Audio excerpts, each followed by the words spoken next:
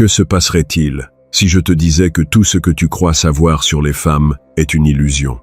Machiavel ne détestait pas les femmes, mais il a laissé un avertissement qui a été ignoré pendant des siècles. La femme n'est pas un prix, c'est une épreuve.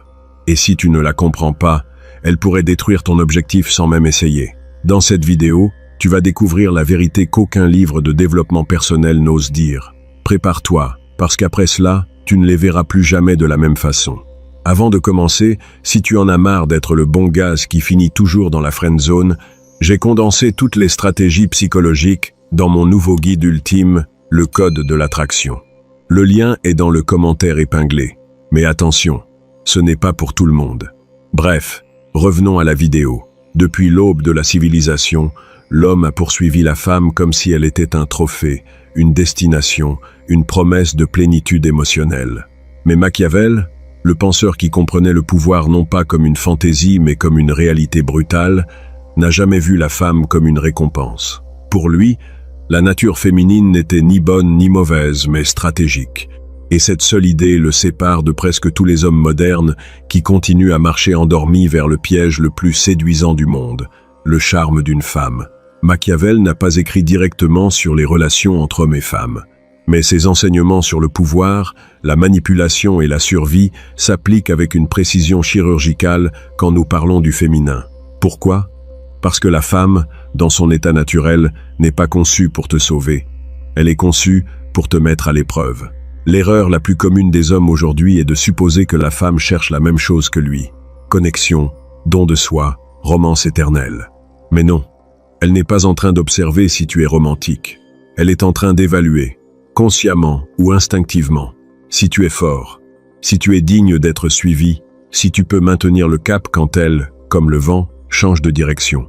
C'est la première grande vérité que Machiavel aurait applaudi. Elle ne te trahit pas, elle t'examine. Et cet examen n'est ni juste, ni prévisible. La femme ne te remettra pas un formulaire avec des questions claires. Elle le fera avec des silences, avec des épreuves émotionnelles, avec des réactions qui sembleront illogiques, non pas parce qu'elle est cruelle, mais parce que sa nature a été façonnée par des milliers d'années d'adaptation à un environnement où survivre dépendait de la détection de la faiblesse, même quand elle venait déguisée en amour. Machiavel a écrit « Il est beaucoup plus sûr d'être craint qu'aimé si on ne peut pas être les deux ».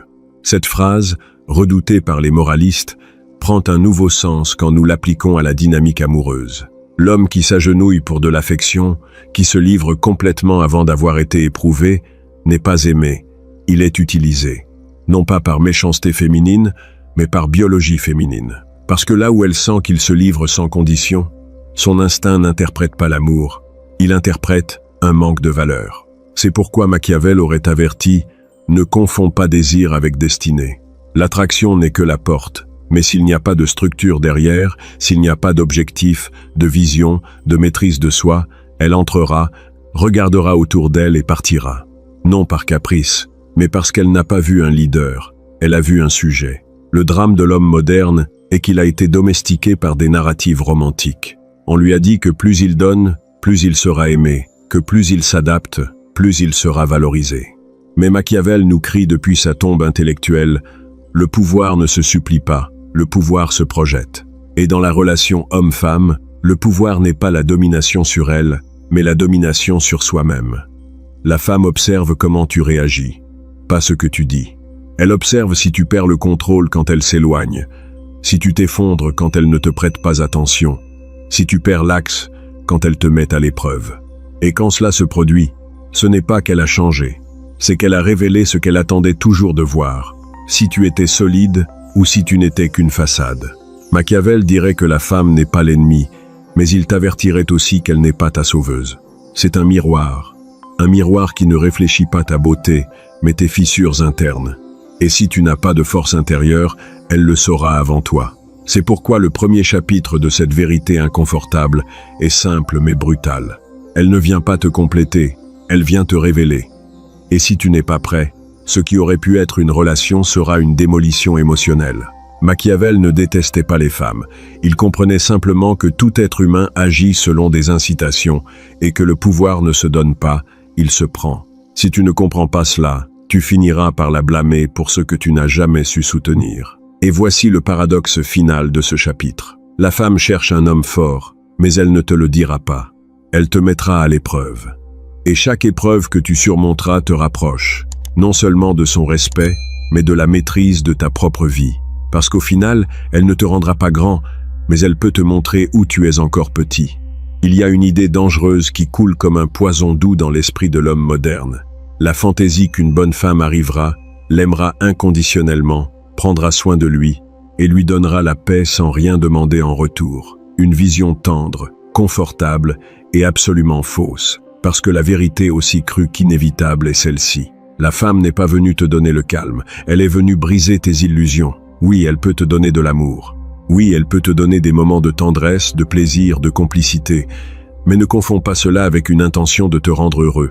Elle n'est pas ta mère, elle n'est pas ta psychologue, elle n'est pas ton refuge. Son véritable rôle, caché entre des regards doux et des paroles douces, est d'être le déclencheur de ton éveil. Et tu sais comment elle le fait? En appuyant sur tes boutons internes, en exigeant ce que tu n'as pas conquis, en provoquant des émotions que tu ne savais même pas avoir, en te forçant à évoluer ou à s'effondrer. Machiavel aurait applaudi cette dynamique, car pour lui, les royaumes ne se consolident pas dans la paix, mais dans le conflit. Le prince ne se forge pas dans le confort, mais dans le chaos. Et c'est exactement ce que la femme génère, consciemment ou non, quand elle entre dans la vie d'un homme qui n'a pas encore conquis son propre royaume intérieur. Elle ne veut pas de tes belles paroles si elles ne sont pas soutenues par des actions. Elle ne veut pas de promesses s'il n'y a pas de direction. Elle ne se soucie pas de combien tu la désires si tu ne peux pas te contrôler. Parce qu'au fond, elle cherche quelque chose de plus rare, de plus précieux, de plus éteint. Un homme qui s'est déjà affronté lui-même. Un qui ne tremble pas quand elle monte le volume de ses émotions. Un qui ne se brise pas quand elle change les règles du jeu.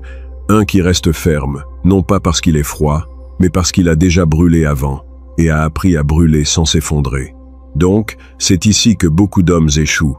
Ils confondent le conflit avec le rejet, l'épreuve avec le manque d'amour, le défi avec la toxicité. Mais c'est comme blâmer le feu de révéler que ta maison était faite de papier. Machiavel a écrit « Les hommes doivent être caressés ou détruits ». Une phrase brutale? Oui. Mais quand tu l'appliques à l'amour, elle prend un sens révélateur. Parce que, bien souvent, la femme qui te confronte le plus n'est pas celle qui veut te détruire. C'est celle qui, sans le savoir, veut réveiller le roi endormi en toi. Mais si toi, au lieu de grandir, tu te victimises, si tu utilises son intensité comme excuse pour fuir ou te soumettre, alors tu n'es pas prêt pour le trône. Tu demandes qu'on te le donne par pitié, et aucun pouvoir véritable ne naît de là. Elle ne cherche pas un esclave émotionnel. Elle cherche quelqu'un qui peut regarder l'ouragan dans les yeux et dire « Je n'ai pas besoin de te contrôler pour me sentir en paix ». Cela ne signifie pas être insensible ni autoritaire. Cela signifie que ta paix ne dépend pas de son humeur, que ton objectif ne vacille pas avec ses crises, que ton identité ne se dilue pas quand elle te met à l'épreuve. C'est ce qui excite vraiment une femme, au plus profond. Pas un homme parfait, mais un homme stable dans son imperfection. Un qui n'a pas besoin de sa validation pour se sentir homme. Un qui l'a choisi depuis la liberté, pas depuis le manque. Et c'est ici que Machiavel sourirait à nouveau depuis les ombres. Le pouvoir n'est pas sur les autres, c'est sur toi. Et la femme qui te confronte ne le fait pas parce qu'elle te déteste. Elle le fait parce que ton âme reste endormie. Parce que tu continues à espérer que l'amour soit un refuge, quand en réalité c'est une forge. Alors répète-le comme un mantra brutal. Elle n'est pas venue te donner la paix. Elle est venue te préparer pour la guerre que tu as avec toi-même. Imagine ceci. Une femme belle, intense, changeante comme le climat en guerre. Un moment elle est souriante. Le suivant elle est de glace. Aujourd'hui elle t'embrasse avec passion. Demain elle t'ignore avec une froideur qui coupe. Et toi? Toi tu es là, piégé entre le désir et la confusion, essayant de lui plaire, de t'expliquer, de t'adapter. Mais elle ne réagit pas comme tu l'espérais. Elle ne se calme pas. Elle ne se livre pas. Elle ne fait pas confiance. Tu sais pourquoi? Parce qu'elle ne te voit pas encore comme un homme qui peut la soutenir. Elle te perçoit encore comme quelqu'un qui survit à son énergie, pas qui la domine. Et voici la grande vérité machiavélique que personne ne te dit. Une femme ne se livre pas à celui qui la supplie, elle se livre à celui qui dirige. Ne pas diriger depuis l'imposition, pas avec des cris, ni du contrôle, ni des chantages émotionnels. C'est de la lâcheté vêtue de masculinité. Nous parlons d'un autre type de leadership, l'émotionnel. Celui qui ne cherche pas à gagner la discussion, mais à maintenir l'axe. Celui qui ne réagit pas, mais qui choisit. Celui qui ne cherche pas à avoir raison, mais à avoir la direction. Quand une femme lance ses tempêtes, ce n'est pas pour te détruire. C'est pour voir si tu es plus fort qu'elle. Pour voir si tu peux contenir l'ouragan sans te transformer en nain. Et cela ne s'obtient pas avec des phrases de développement personnel, ni avec des techniques de séduction recyclées. Cela s'obtient avec la maîtrise interne, avec la présence, avec la vision. Machiavel disait que le prince doit savoir quand être renard et quand être lion. Le renard pour anticiper les pièges. Le lion pour imposer le respect. Et toi, dans ta relation, tu as besoin des deux qualités. L'astuce pour lire entre les lignes. La force interne pour poser des limites. Le calme pour ne pas réagir à chaque provocation. La clarté pour ne pas te perdre dans des jeux émotionnels. Parce que voici le secret que les femmes ne te diront pas avec des mots, mais te montreront avec des actions. Elles testent constamment ta stabilité, non pas parce qu'elles sont cruelles, mais parce que leur nature a besoin de certitude. Elle a besoin de voir que tu ne vas pas t'effondrer quand l'intensité monte, que tu ne vas pas changer ton chemin juste parce qu'elle a changé d'humeur. Un homme qui dirige ne se définit pas par combien de femmes le désirant, ni par combien d'argent il a. Il se définit par sa capacité à être un centre au milieu du chaos, par son habileté à dire « c'est ce que je veux », sans trembler, même si cela implique de la perdre. Parce que le véritable pouvoir ne vient jamais de la peur de perdre, il vient de la certitude de qui tu es, avec ou sans elle. Et quand une femme sent cela, quelque chose change. Elle baisse sa garde, elle abandonne le jeu, elle se détend, parce qu'enfin elle sent qu'elle n'a plus besoin de te tester, qu'elle peut faire confiance, qu'elle peut se livrer, non pas à un sauveur, mais à un homme qui s'est déjà sauvé lui-même. C'est le leadership silencieux qui transforme les relations, pas avec des discours, mais avec l'exemple, pas avec la pression, mais avec le magnétisme. Et c'est ici que se brise le modèle moderne de l'homme complaisant, celui qui fait tout bien, mais n'est jamais suffisant. Parce que ce n'est pas le plus gentil qui dirige, c'est le plus réel. Machiavel savait que le pouvoir qui se base sur la validation externe s'effondre. Mais le pouvoir qui naît de te connaître, te soutenir et te diriger, celui-là ne peut pas être arraché. Alors si tu veux être l'homme qui cesse d'être testé et commence à être suivi, grave-toi cela dans l'âme. Celui qui dirige le chaos, dirige le lien. Il y a un moment dans la vie de tout homme où quelque chose en lui se brise. Cela peut être après une trahison, un abandon, une dispute où il a tout donné et ce n'était pas suffisant. Un instant où il se regarde dans le miroir et ne reconnaît plus celui qu'il voit. C'est là que tout commence. Pas quand il conquiert la femme, pas quand il reçoit l'approbation, mais quand il se rend compte qu'il a été domestiqué émotionnellement et décide de se réveiller. Et se réveiller de quoi? De l'illusion que complaire c'est aimer, du mensonge que se taire évite les conflits, du piège que s'adapter à tout c'est la maturité. Parce que ce que beaucoup appellent être un homme bien, c'est en réalité un manuel pour être oublié. Cette vidéo n'a pas été seulement une critique, c'était un miroir. Et ce que tu as vu ici n'était pas sur elle, c'était sur toi. Sur comment tu as permis que ton feu s'éteigne pour éviter de perdre. Sur comment tu as livré ton autorité émotionnelle en échange de caresses momentanées. Sur comment tu as été entraîné à avoir peur de ton propre pouvoir, pendant qu'on te disait que tu étais toxique pour vouloir diriger ta vie. Mais il est trop tard pour revenir en arrière. Parce qu'une fois que tu vois le jeu, tu ne peux plus cesser de voir. Maintenant tu sais qu'il y a des femmes qui aiment mettre à l'épreuve, non pas parce qu'elles sont mauvaises, mais parce qu'elles veulent voir si tu peux soutenir ce qu'elles disent désirer. Et que le véritable respect ne s'exige pas, il émane de ton regard, de ta parole, de ton silence, de la façon dont tu dis non, sans culpabilité, et oui, sans peur. Ce qui est en jeu n'est pas seulement ta relation, c'est ton identité, ton énergie masculine, ton destin. Parce que l'homme qui se réveille dérange, brise les schémas, frustre les attentes, mais aussi libère, inspire, élève. Ce monde n'a pas besoin de plus d'hommes parfaits. Il a besoin d'hommes présents, d'hommes réels, d'hommes qui ont cessé de demander la permission d'être. Si tu es arrivé jusqu'ici, tu n'es déjà plus le même. Parce que tu viens de te rappeler quelque chose que le système a tenté d'éteindre. Ton instinct. Ce radar interne qui sait quand quelque chose ne va pas, même si tout le monde dit que ça va. Cette impulsion qui ne se rend pas, qui ne se soumet pas, qui ne s'adapte pas, qui crée. Et maintenant je te demande, Vas-tu continuer à dormir ou vas-tu te transformer en l'homme qui inspire le respect sans élever la voix, qui aime sans supplier, qui guide sans écraser?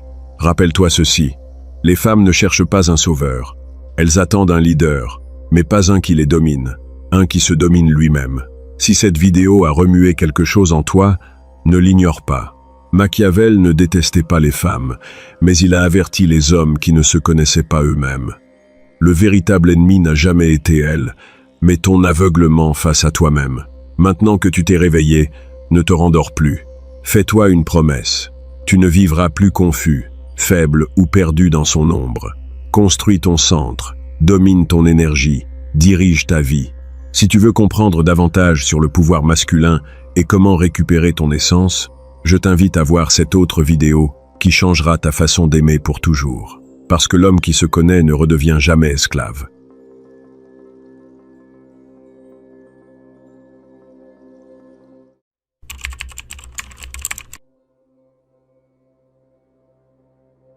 L'homme perd l'attraction des femmes parce qu'il ignore une différence fondamentale. La luxure masculine commence par le désir et évolue vers l'excitation, tandis que la luxure féminine suit une séquence complètement différente. Eh oui, je sais que cela va en incommoder certains, mais si tu restes jusqu'à la fin, tu vas comprendre pourquoi beaucoup de choses qui devraient fonctionner dans la vie réelle échouent. Les hommes opèrent sous l'illusion que l'excitation féminine fonctionne comme un miroir de la leur. Ils voient une femme attirante, ils ressentent un désir immédiat. Ce désir se transforme en excitation physique, et à partir de là, ils cherchent le contact. C'est linéaire, c'est direct, c'est presque instantané. Et ils supposent que les femmes fonctionnent de la même manière. Que si tu les trouves attirantes, si tu leur montres un intérêt sexuel, si tu accélères vers l'intimité, elles répondront de la même façon. Mais ils sont en train de résoudre l'équation dans le mauvais ordre. Et quand tu résous une équation dans le mauvais ordre, peu importe les efforts que tu y mets, le résultat sera toujours incorrect. Pas parce que tu es incapable, mais parce que l'ordre commande. Avant de continuer, je dois te dire quelque chose, directement. Ce que je révèle ici n'est que la surface d'un système complet que j'ai développé, appelé le code de l'obsession. Si ce que tu cherches est de comprendre non seulement la psychologie, mais l'implémentation exacte de comment générer de l'attraction sans erreur de séquence, sans griller des opportunités, tu as besoin de voir ça. Le lien est dans la description ou dans le premier commentaire épinglé. Maintenant, si tu veux comprendre d'abord pourquoi tout ce qui précède a échoué, reste là, parce que ce qui vient explique le pourquoi que presque personne ne te dit. La croyance dominante sur le marché de la séduction est celle-ci. Si tu génères suffisamment de valeur, si tu démontres du statut, si tu as le physique correct, si tu dis les mots corrects, les femmes ressentiront de l'attraction. Et ce n'est pas complètement faux. Le problème est que c'est incomplet d'une manière dangereuse, parce que tous ces éléments peuvent être présents, et pourtant l'excitation ne se produit pas. Et quand cela arrive, beaucoup d'hommes concluent. J'ai besoin de plus de valeur, plus de muscles, plus d'argent, plus de technique. Mais ce n'est pas un problème de quantité, c'est un problème de séquence. Et c'est cette partie qui, lorsque tu la comprends, change la lecture complète du jeu. Laisse-moi te montrer où la logique commune se brise. Si ce qui importait était seulement la valeur, les hommes les plus prospères, les plus attirants, avec le plus de ressources, ne seraient jamais rejetés. Mais ils le sont, constamment. Et non seulement rejetés, mais parfois activement repoussés. Des femmes qui ressentent un inconfort réel, physique, en présence d'hommes objectivement valeureux. Pourquoi? Parce que quelque chose dans la séquence est brisé. Quelque chose dans l'ordre des opérations a activé le système d'alarme au lieu du système d'attraction. Et quand tu actives le système d'alarme en premier, écoute ça. Il n'y a aucune quantité de valeur qui puisse inverser cette réponse dans cette interaction. Non pas parce qu'elle est bizarre, c'est parce que le cerveau fonctionne ainsi. Voici ce qui se passe réellement au niveau neurologique. L'excitation féminine ne commence pas par le désir. Elle commence par l'absence de menace. Cela semble simple, presque trop simple. Mais c'est d'une profondeur dévastatrice dans ses implications. Le cerveau féminin possède un système de détection de risque qui opère avant tout système d'attraction. C'est plus ancien d'un point de vue évolutif, c'est plus rapide, et c'est presque impossible à tromper consciemment. Avant qu'une femme puisse même considérer la possibilité du désir, son système nerveux doit déterminer que tu es sûr. Et attention, Sûr non pas dans le sens d'ennuyeux. Sûr dans le sens où tu ne représentes pas un danger immédiat, que tu n'es pas envahissant, que tu ne mets pas la pression, que tu ne pousses pas un agenda avant l'heure. Et voici le problème massif que personne ne te dit à voix haute. Les mêmes comportements que les hommes utilisent pour démontrer un intérêt sexuel sont exactement les comportements qui activent les alarmes de danger. Fixer du regard trop longtemps. S'approcher physiquement sans lire les signaux de réciprocité. Sexualiser la conversation trop vite. Démontrer de l'urgence. Tout cela ne s'enregistre pas comme de l'attraction dans le cerveau féminin. Cela s'enregistre comme une menace. Et une fois que tu es enregistré comme menace, dans la plupart des cas, cette interaction est marquée. Non pas parce qu'elle te déteste, mais parce que son système primitif a déjà pris une décision. Machiavel a écrit dans ses discours quelque chose que la majorité ignore parce qu'ils sont obsédés par les citations sur le pouvoir. Il a dit que dans l'exécution de toute entreprise, l'ordre de procédé est ce qui fait la différence entre succès et échec. Que les mêmes éléments organisés incorrectement produisent un désastre, tandis qu'organisés correctement, ils produisent la victoire. Et c'est exactement applicable ici. Les éléments d'attraction peuvent tous être présents. Confiance, humour, statut, apparence physique. Mais si tu les présentes dans le mauvais ordre, si tu essayes de générer de l'excitation avant de générer de la sécurité, tu produis l'effet opposé. Et oui, cela explique pourquoi parfois tu fais tout bien et pourtant elle se refroidit. Maintenant, que signifie la sécurité dans ce contexte? Cela ne signifie pas être prévisible, cela ne signifie pas être ennuyeux. Cela signifie que ta présence n'active pas les systèmes d'alerte primitifs. Et ces systèmes sont incroyablement sensibles aux signaux subtils. L'angle de ton regard, la vitesse de ton approche, le ton de ta voix, la tension dans ton corps. Tout cela est traité en millisecondes au niveau subconscient. Et si n'importe lequel de ces signaux est hors de calibration, s'il suggère urgence, besoin ou un agenda caché, le système d'alarme s'active. Et une fois activé, tout ce que tu fais ensuite est interprété à travers ce filtre de menace. Et voici ce qui est frustrant. À ce point, même tes bonnes intentions paraissent suspectes. Voici le modèle que tu peux observer dans n'importe quelle interaction réelle. Les hommes qui attirent naturellement sans effort conscient ont quelque chose en commun. Ce n'est pas nécessairement leur apparence, ce n'est pas nécessairement leur statut, c'est qu'ils n'activent jamais les alarmes. Ils se déplacent à travers l'espace d'une manière qui communique qu'ils n'ont pas besoin de réponse immédiate, qu'ils peuvent exister confortablement sans validation externe, qu'ils sont sincèrement intéressés mais pas dans le besoin urgent. Et cette combinaison spécifique désactive le système d'alerte et permet au système d'attraction de s'activer. C'est une sensation, pas un discours. Mais voici le piège qui détruit la majorité des hommes. Ils essaient de simuler ce manque d'urgence. Ils essaient de jouer les désintéressés. Ils essaient de paraître occupés ou importants. Et cela échoue parce que le système de détection de menaces ne lit pas tes actions conscientes. Il lit tes signaux involontaires. L'incongruence entre ce que tu dis et ce que ton corps communique est, en soi, une alarme. Parce que l'incongruence suggère la tromperie, et la tromperie suggère le danger. En d'autres termes, il ne suffit pas de jouer le rôle. Le corps trahit. Alors, comment génères-tu une sécurité authentique sans la jouer? Tu ne peux pas. Pas directement. Parce que la sécurité authentique n'est pas quelque chose que tu fais. C'est quelque chose que tu es quand tu n'as sincèrement pas besoin d'une réponse spécifique de cette interaction. Et la seule façon de ne pas avoir besoin d'une réponse spécifique est d'avoir une vie où cette interaction est une possibilité intéressante, mais pas une nécessité existentielle. Cela semble circulaire. Et ça l'est. Pourquoi est-ce un problème d'état interne? Pas de technique externe. Et c'est la partie que presque personne ne veut entendre. Mais c'est la base. Maintenant, vient la deuxième phase de la séquence. Une fois que la sécurité est établie, une fois que le système d'alerte est désactivé, le cerveau féminin peut se déplacer vers la deuxième phase. Mais ce n'est pas encore le désir. C'est la curiosité. L'excitation féminine passe par la curiosité avant d'arriver au désir. Elle a besoin d'une question. Elle a besoin de quelque chose à résoudre. Pas une question consciente que tu peux lancer comme si c'était un tour. Une question émotionnelle. Une tension non résolue. Une contradiction intéressante qui ne s'épuise pas en 5 secondes. Et c'est là que la majorité des hommes qui parviennent à passer la phase de sécurité détruisent l'opportunité. Ils résolvent la question trop rapidement. Ils déclarent leurs intentions explicitement. Ils éliminent toute ambiguïté. Ils pensent que la clarté est honnêteté, et l'honnêteté est vertu. Mais ils confondent les contextes. Dans les transactions d'affaires, la clarté est efficacité. Dans la génération de l'excitation, la clarté, quand elle arrive trop tôt, est la mort. Parce que l'excitation requiert de la tension, et la tension requiert quelque chose de non résolu. Pas des petits jeux, du rythme.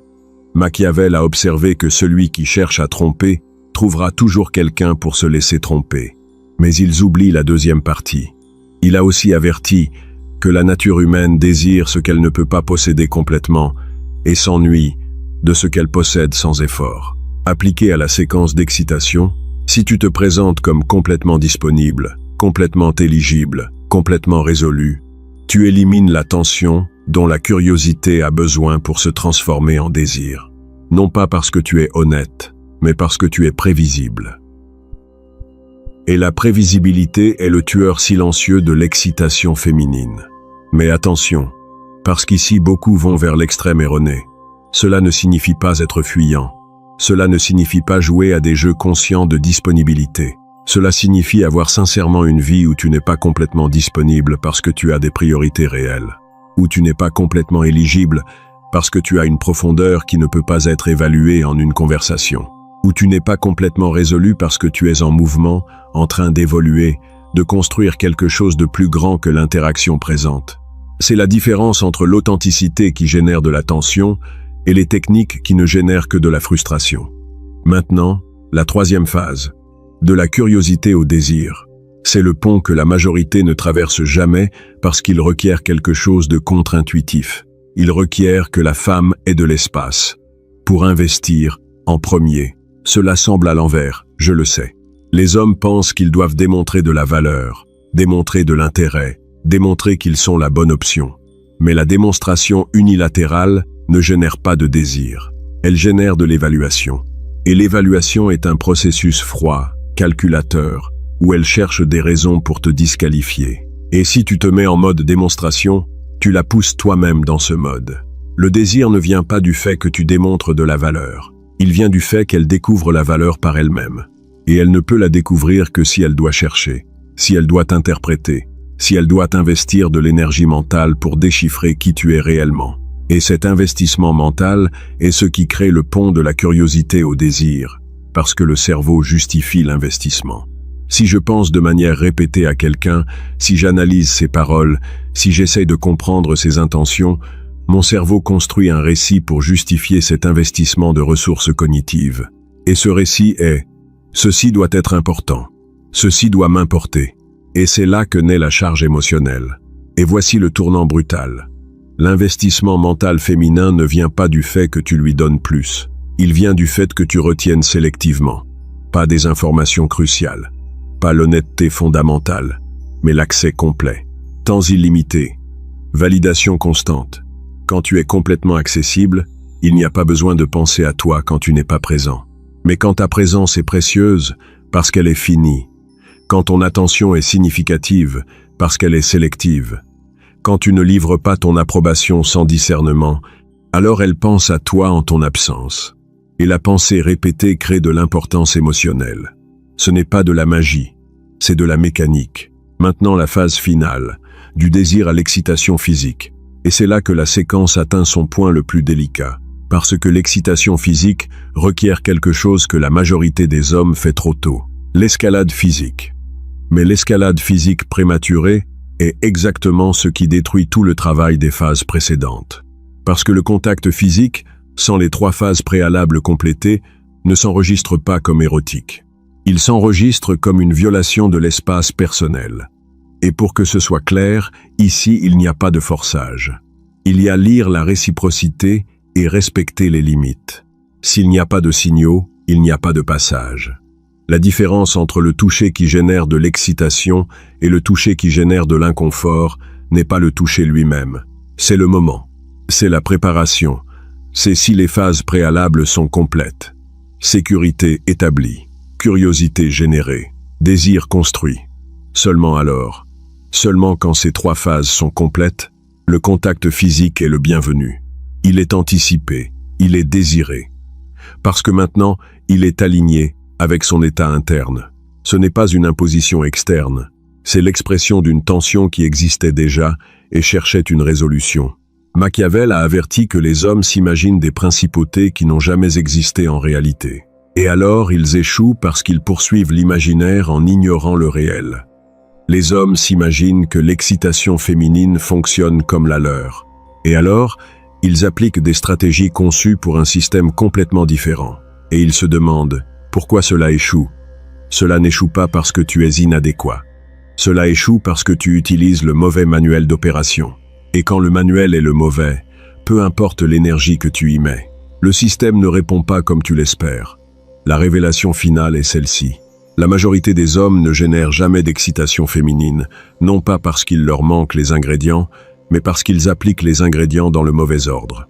Ils essaient de générer du désir avant de générer de la sécurité. Ils essaient de générer de l'excitation avant de générer du désir. Ils essaient le contact physique avant que l'excitation ne soit présente. Et chaque phase sautée, chaque séquence inversée, chaque accélération prématurée détruit la possibilité de la phase suivante. Parce que chaque phase est un prérequis de la suivante. Tu ne peux pas construire le 3e étage avant le 2e. Peu importe la qualité de tes matériaux pour le 3e étage. Alors, que fais-tu de cela? Premièrement, tu arrêtes d'essayer d'accélérer le processus. L'urgence elle-même est un signal d'alarme. Et si tu te vois reflété ici, ne te blâme pas, réalise-le seulement. Deuxièmement, tu te concentres sur la phase présente, pas sur la phase désirée. S'il n'y a pas de sécurité, tu travailles sur la sécurité. Pas à générer de l'attraction. S'il n'y a pas de curiosité, tu génères de la curiosité. Tu ne pousses pas vers le désir. Troisièmement, tu la laisses compléter chaque phase à son propre rythme, parce que son rythme n'est pas ton rythme. Et forcer ton rythme sur le sien détruit l'alchimie que tu essaies de créer. Et quatrièmement, et le plus important, tu construis une vie où tu n'as pas besoin qu'aucune interaction spécifique ait du succès. Parce que le besoin de succès spécifique est exactement ce qui crée l'urgence. Et l'urgence est exactement ce qui détruit la sécurité. Et sans sécurité, aucune phase ultérieure n'est possible. Ce n'est pas de la technique, c'est de l'architecture psychologique fondamentale. Et quand cette fondation est bonne, le reste cesse de se ressentir comme un effort et commence à se ressentir comme de la fluidité. Si tu veux dominer non seulement la théorie, mais l'implémentation complète de chaque phase, si tu veux éliminer les erreurs que tu as commises sans le savoir, si tu veux accéder au système complet qui t'enseigne exactement comment te déplacer à travers chaque phase sans griller l'opportunité, tu as besoin de voir le code de l'obsession. Ce n'est pas plus de théorie. C'est l'application pratique de tout ce que tu viens d'apprendre. Le lien est dans la description ou dans le premier commentaire épinglé. Prends-le maintenant si tu es prête à arrêter de résoudre l'équation dans le mauvais ordre. La psychologie derrière comment les femmes s'excitent n'est pas mystérieuse, elle est séquentielle. Et une fois que tu comprends la séquence, une fois que tu respectes l'ordre, tout le reste devient inévitable. C'était le raccourci de la sagesse. Je t'envoie une accolade et sois vigilant. On se voit dans la prochaine vidéo.